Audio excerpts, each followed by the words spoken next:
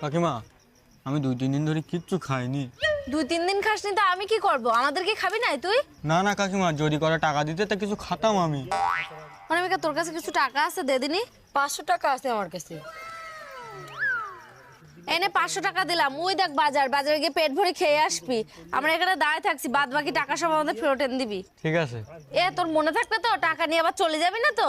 না না চলে যাবো না, টাকা ফেরত দিয়ে যাবানি। ঠিক আছে যা, তাড়াতাড়ি আসবি।